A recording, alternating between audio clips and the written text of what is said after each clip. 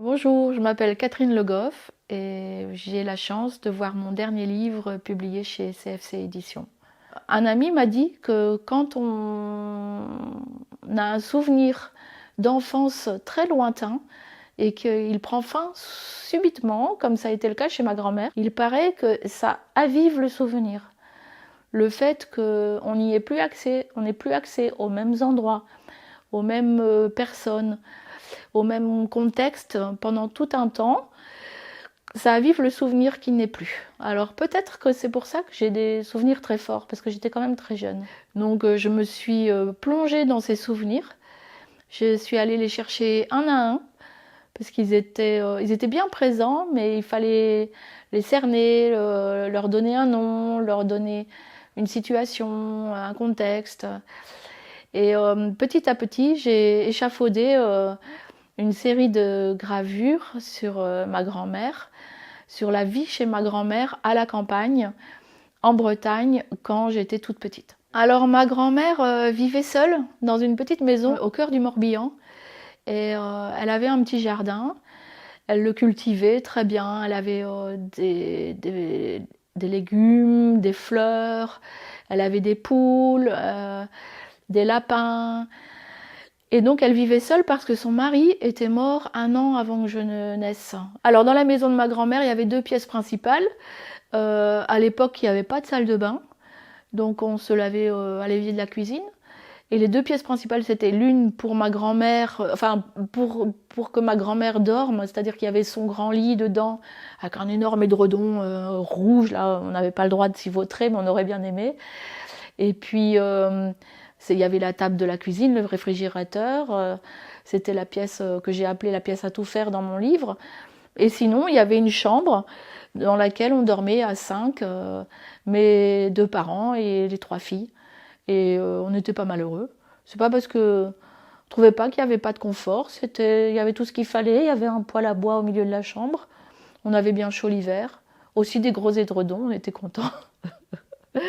Surtout quand on a 5-6 ans, je crois. Déjà, quand on arrivait, on retrouvait ma grand-mère entourée de mouches. Et elle se mettait elle-même en scène. Elle disait, voilà les mouches, mes copines, vous allez partir parce que mes petites filles sont arrivées, et, je n'ai plus besoin de vous. Elle ouvrait les fenêtres, elle chassait les mouches. Il y avait beaucoup de petites choses comme ça qui pour des enfants étaient assez magiques. Il y avait un autre voisin dont je parle dans le livre qui faisait très peur parce que il venait réclamer du lait chez ma mémé, mais en fait il voulait du vin et ma grand-mère le jetait de la maison. On lui disait, mais non.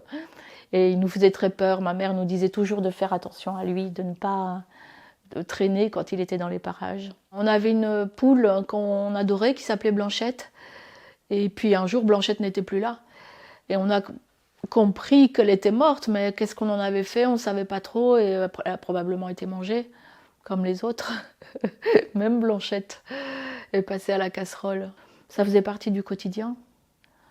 N'allez pas au supermarché choisir des barquettes de viande.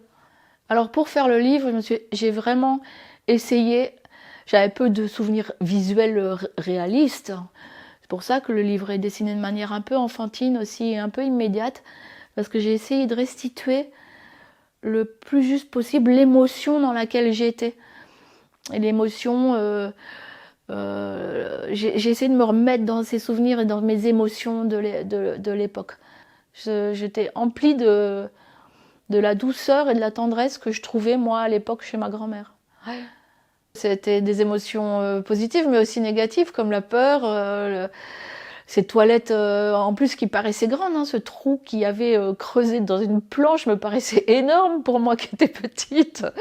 Donc en plus ça donnait vraiment pas envie de tomber dedans quoi. Donc ça faisait peur, vous voyez, et d'aller jusque dans la cabane au fond du jardin. Seule, je pense que j'évitais, je ne me souviens plus trop, mais à mon avis, je devais faire appel à un adulte pour m'accompagner parce que sinon c'était trop le cauchemar.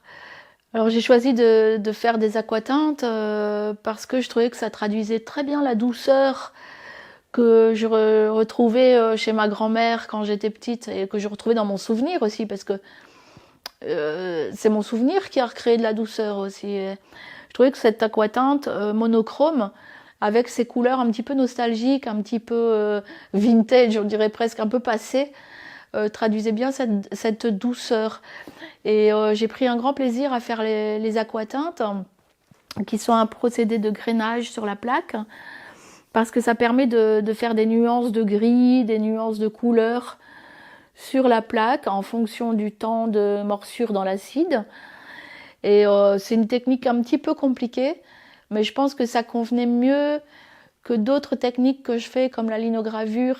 Et l'aquateinte a des nuances de couleurs qui sont très très douces et qui évoquent cette tendresse que ma grand-mère avait pour nous et qu'on avait pour elle. Et ça convient mieux aussi que la couleur, parce que c'est pas le souvenir que j'ai. Mon souvenir est ancré dans une teinte un petit peu passée, un peu nostalgique, un peu enfantine aussi, parce que les motifs se mélangent. Parfois ça va être sur la robe de ma grand-mère, sur ma robe. C'est moi qui imagine ça comme ça, mais c'est mon imaginaire qui a retracé cette vie-là aussi. J'ai pas voulu que ce soit réaliste. Mon père a toujours voulu évoquer son enfance à lui, dans sa Bretagne à lui quand il était petit. Et il nous a toujours dit, je vais écrire mes mémoires, je vais écrire mes mémoires. Et il l'a jamais fait. Et en fait, ce livre est arrivé à un moment où mon père est devenu trop vieux pour raconter ses mémoires. Il a perdu un petit peu la tête, mais il est encore capable de lire le livre. Et à un certain moment, je me suis dit, mais c'est étonnant, j'ai l'impression que j'ai fait le livre que mon père voulait faire.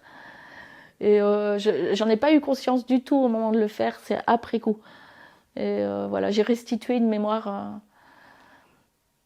qui n'est pas la même que la sienne, pas du tout. On lui gardait les vaches dans les champs, c'était encore plus la campagne. Mais j'ai fait le travail pour moi et peut-être un peu pour lui aussi.